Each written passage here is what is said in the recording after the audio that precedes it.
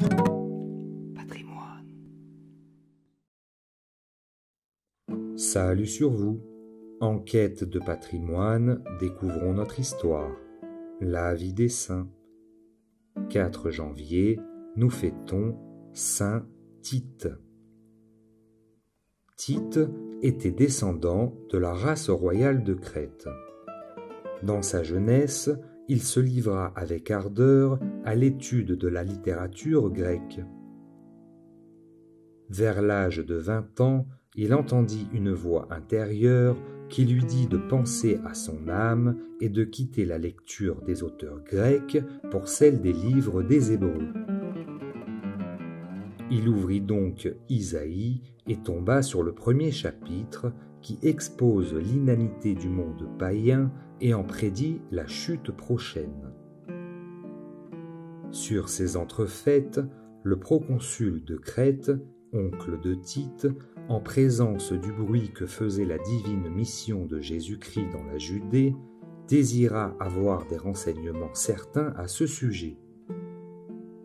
Il y envoya son neveu, le chargeant de tout examiner de très près et par lui-même, et de rapporter ce qu'il aurait vu et entendu.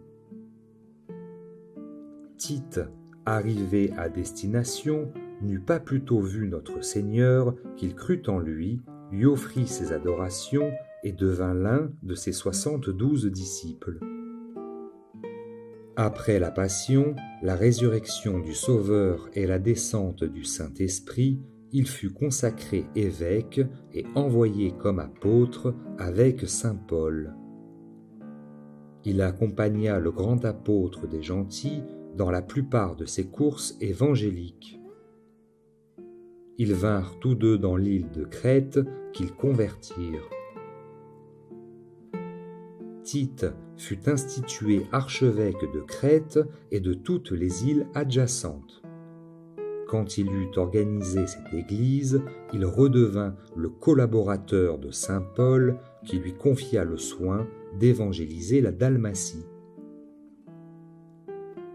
L'an 51 de Jésus-Christ, Tite suivit saint Paul à Jérusalem et assista avec lui au concile que tinrent les apôtres.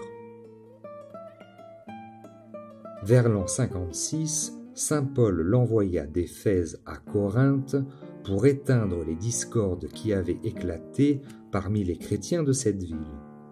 Il remplit cette mission avec le plus grand succès. Saint Paul étant retourné en Orient, Tite revint dans l'île de Crète où il gouverna son florissant diocèse.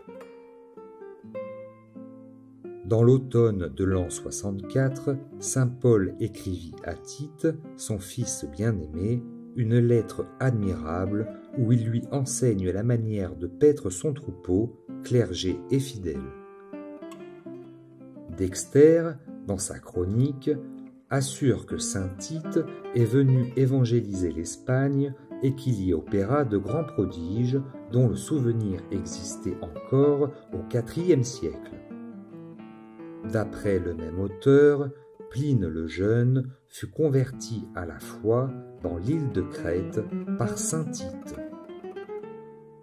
Le nom de saint Tite se lit aujourd'hui dans le martyrologe romain, mais pour la célébration de sa fête, le pape Pie IX a assigné le premier jour libre après le 4 janvier, c'est le 6 février.